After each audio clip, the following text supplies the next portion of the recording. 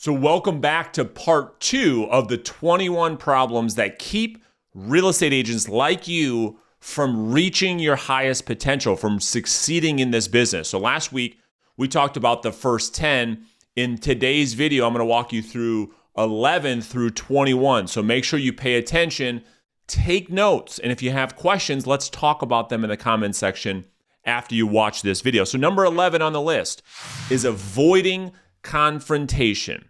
Now listen, if you're going to succeed in this business as a real estate person, as a real estate salesperson, as a business person, entrepreneur, you're going to have to learn how to confront buyers and sellers to have real conversations, okay?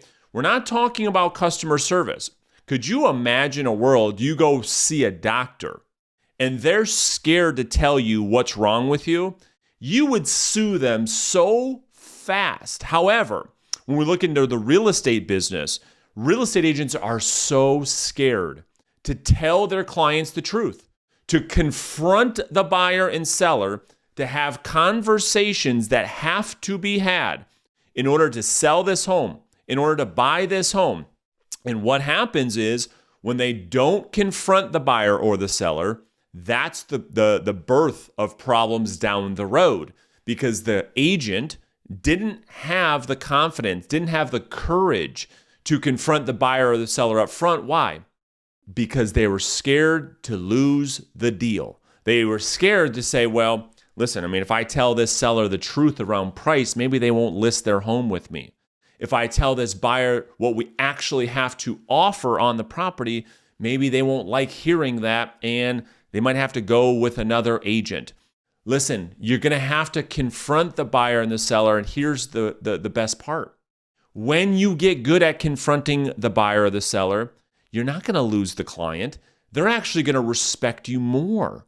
Your influence will grow with the client. They actually start to look at you through a different lens, because we don't need waiters and waitresses in this business.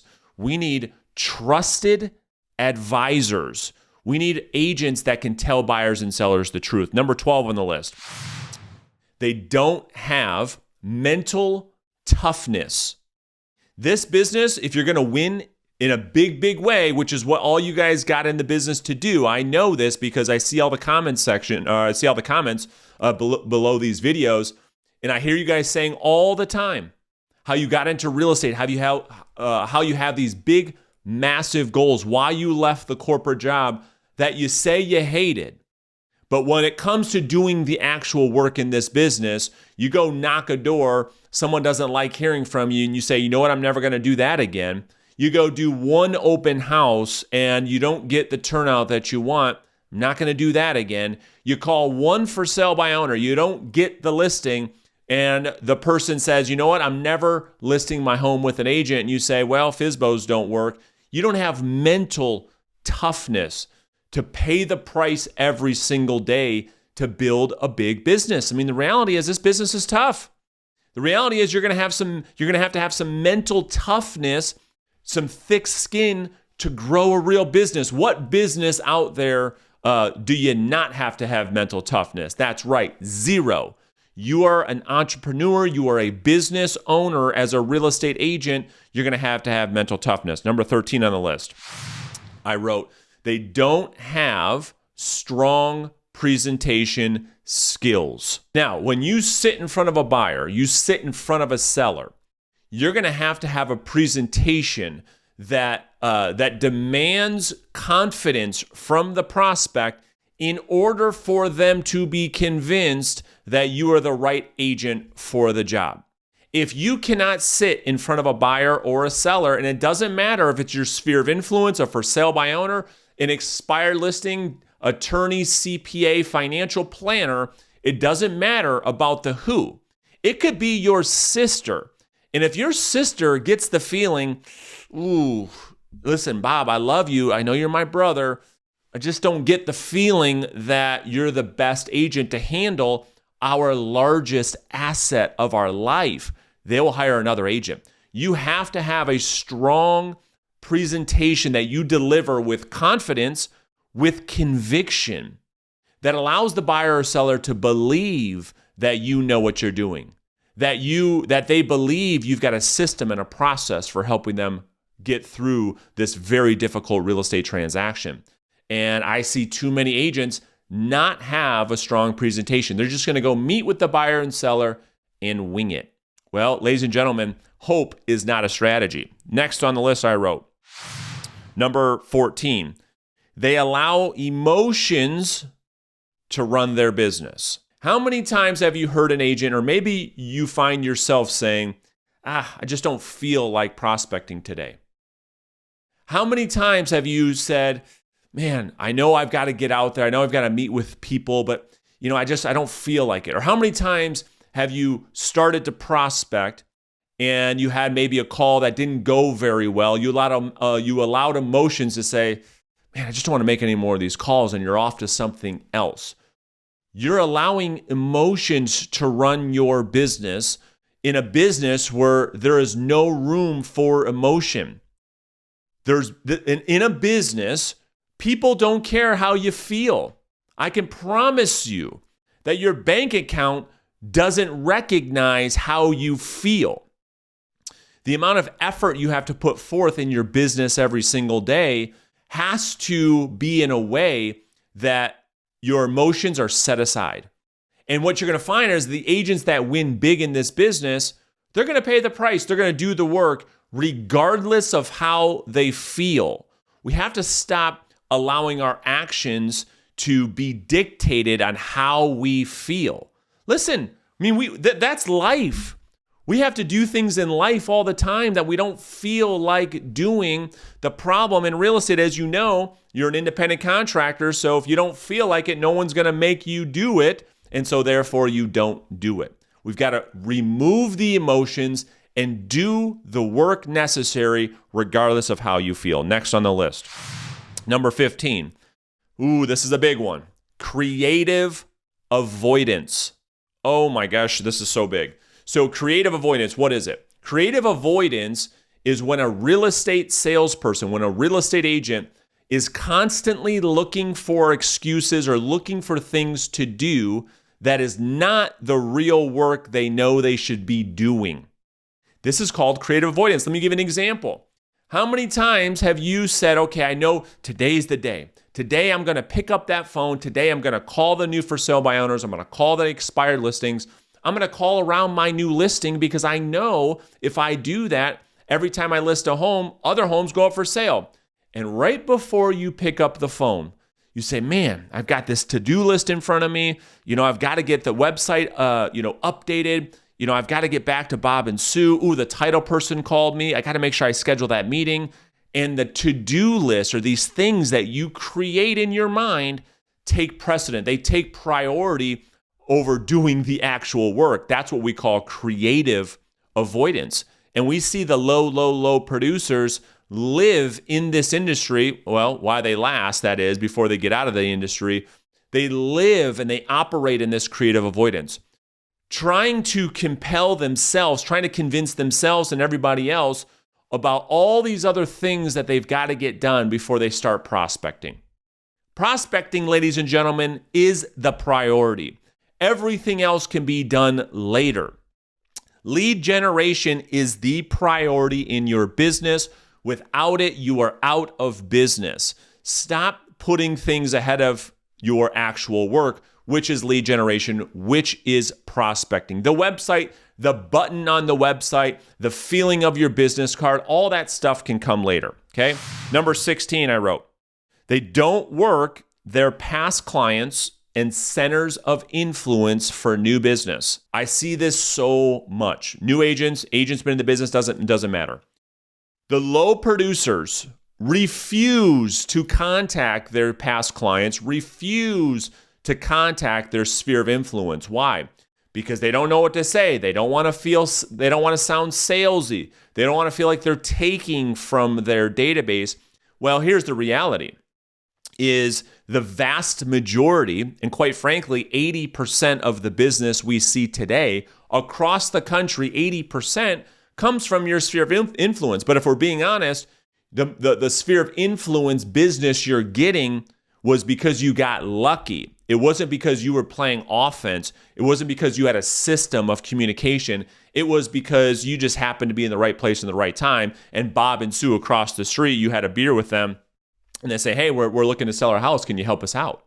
Well, the reality is if you're going to build a big business, the reality is if you're going to build a successful business, the reality is if you're going to build a business one day that allows you to earn the amount of income you want through people you know, you're going to have to work that past client database. You're going to have to work that sphere of influence database. You're going to have to reach out on a consistent and proactive basis with value, with contribution, so you earn their business. So you earn that top of mind awareness so that every time these people that you say you care about think about real estate, they automatically think of you. Number 17, I wrote, they don't have a content social media strategy. Now, with everybody talking about social media, it's amazing that even the agents that refuse the prospect, they say, oh, there's got to be a better way. There's got to be a better way. Well, I mean, here's the reality. Content in social media will help enhance your prospecting efforts. It won't take place of it. However, it will help you convert massively. It will help you to stay top of mind with your past client center of influence. It will help you stay top of mind with the prospects you're going after right now. But here's what we see. We see agents posting, oh, here's my new listing, or hey, here's my new open house. There's no value in the content they're putting forth because just like every other thing that we talk about on this channel, agents don't put in the work. Well, Brandon, I'm uncomfortable on camera. Well, you know what? You're going to have to get uncomfortable if you're going to win in this business. You can't keep telling me, oh, I'm uncomfortable role-playing. I'm uncomfortable calling prospects. I'm uncomfortable calling for sale by owners. I'm uncomfortable doing open houses. I'm uncomfortable making videos. Well, if you keep that attitude up, you can't be in this business, but you cannot have both. You got to decide, how bad do I want this? And if I want to succeed in this business, if I want to stay in this business, I must value being uncomfortable, because on the other side of that feeling of emotion, which keeps us back, is all the success that you want. So you've got to put forth effort when it comes to building a content strategy that allows you to accomplish the goals you've set. Number 18. Ooh, this is a big one too. They don't commit to one strategy or one system. Otherwise, they have shiny object syndrome. What does this mean? You see it all the time. You're probably a huge victim of this yourself. You probably have this problem yourself. This is when an agent bounces from one strategy, one tactic, weekly, monthly. They can't stick to any one thing. Maybe you watch me on YouTube, you get excited, you start prospecting, and then you say, oh, that's pretty hard. Let me go bounce to this other person. Let me go bounce to this other person. Let me go bounce to this other thing. And you're constantly searching on podcasts and YouTube and Facebook and Instagram for the magic pill. There's got to be a better way. There's no way that I have to actually lead generate, that I actually have to learn how to sell, that I actually have to prospect. There's got to be a way I can succeed in this business without going through any pain. Here's a wake-up call. There is no magic formula. There is no magic pill. How many times do you need to hear that before you will sacrifice, before you will surrender to the fact that hard work is the only thing that's going to allow you to accomplish the goal? Shiny object syndrome is one of the major factors why real estate salespeople go broke and end up getting out of the business, because they spend all their time, energy, and effort and money on a bunch of different tactics, a bunch of different strategies. Here's the truth. Everything works if you give it enough time. Everything works if you will commit to one strategy. I'm not talking about it for a week or for a month or for 90 days. I'm talking about a career. You'll watch a podcast with somebody, maybe that I interview, about telephone prospecting that makes $500,000 a year, and you say, okay, I make sense. Direct outbound prospecting. I'm in control. I can figure out how many people I talk to. You'll call for 1 week, not get one listing, and then tell everybody, oh, prospecting doesn't work. You'll watch a YouTube interview of somebody that does geographic farming, sending mailers out into neighborhoods, They've been doing it for 27 years. You did it one time, you didn't get listings, and you say, oh, direct mail doesn't work. Stop comparing your chapter 1 to everybody else's chapter 10. The people that you admire, that you're taking advice from, that are winning using a strategy that you'd like to employ, have been paying the price for years to make that strategy work. You've got to be able to pay the price to make a strategy work, and you got to stick to one strategy. You keep bouncing around in all these different strategies, I'm telling you, it is the fastest way to find yourself out of this business. Number 19, they don't manage their money.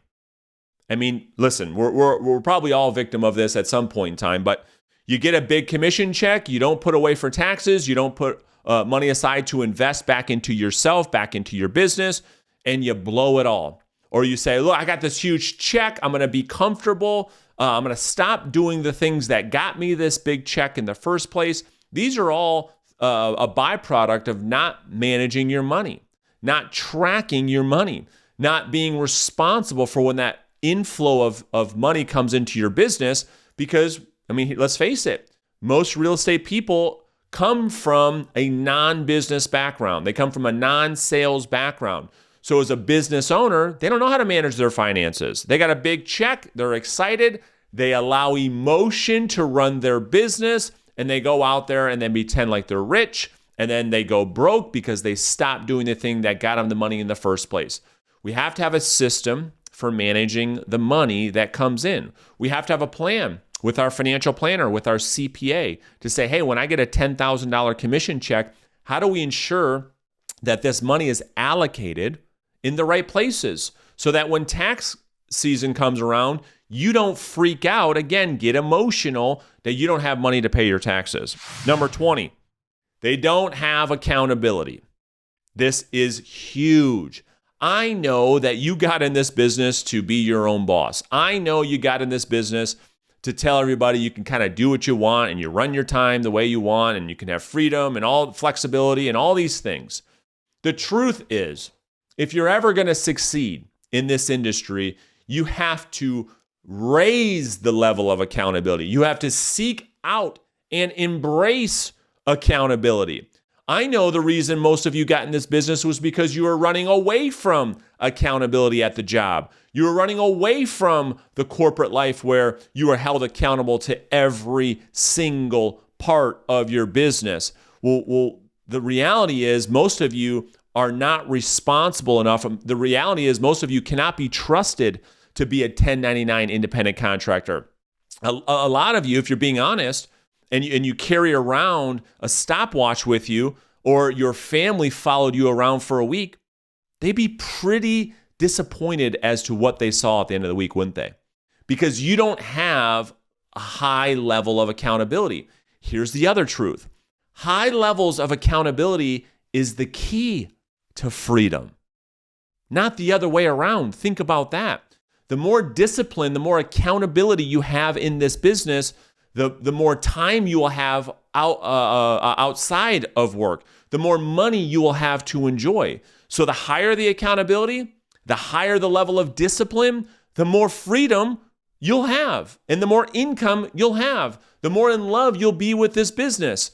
But if you don't have accountability, you don't put forth the discipline, you don't put forth the work, you'll be working 7 days a week, you'll be chasing people around, and you'll never be able to build the lifestyle I think that you wanted when you got in this business in the first place. And then number 21 is they don't track their numbers. How in the world can you, as a business owner, look at your business every month, review your business every month, and say, okay, what's working? What's not working? What do I need to improve? What do I need to keep doing? What do I need to stop doing? What do I need to improve what I'm doing when you haven't tracked anything? When you don't know how many prospects you talked to, how many appointments did you go on? Hey, what is your conversion ratio when you talk to a for sale by owner the 4th time versus the 2nd time? How do you know where to spend time in your business? The answer is you don't. And the reality is what you don't track, you can't improve. What you don't measure, you can't manage. And so you need to track your numbers. And when you do, you'll start loving it. I promise. You'll start to say, okay, I start to see a trend here. Every time I go through a week where I have 100 conversations, I actually go on one qualified listing appointment. That's phenomenal. Okay, now I know that. Let's try to get that number under 100 next week. But when you don't track, you have no idea. It's like losing weight or saving money. If you don't track anything, it's very difficult to improve something when you don't have visibility into your actions. So these are the 21 things that I see that are really getting in the way of real estate agents succeeding at a high level. And I wanted to make this series because I just see so many areas of opportunity for people to grow and get better. And I said, let me put all 21 things into one series. And so I'm hoping you guys got a lot of value out of this series. And just like before, and I think we've had some good dialogue in the comments, but I think a lot of you struggle with a lot of these different things. And this isn't a sales pitch for coaching. However, a lot of people that follow me on YouTube that end up getting into coaching with me are succeeding in a big way. And so if you'd like to have a conversation about potentially working together, I'd be happy to talk with you. Just click the link beneath this video. You can jump on a call with my team. We'll walk you through exactly how our coaching program works. And then you can decide if working with us will help you accomplish any of these 21 things that you're struggling with or not. So hopefully you guys got value. Make sure you subscribe to the channel. It helps to support the channel. And I'll see you guys in another video very soon. Thank you guys so much for watching.